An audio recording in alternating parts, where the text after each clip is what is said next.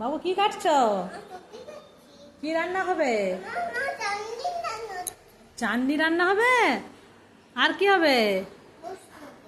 আর কি হবে? চাটনি আর পোস্ত। আর মাছ মাংস হবে না? সবই হবে। কে খাবে?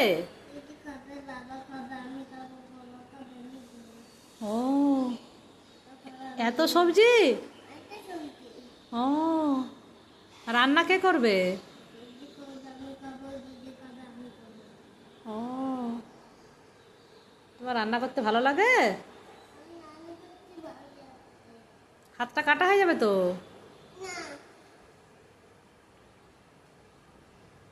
বাবরি। হ্যাঁ, কেটে দিয়েছ। এবার রেখে দাও। বাবু রান্নাঘরটা কি সুন্দর রে।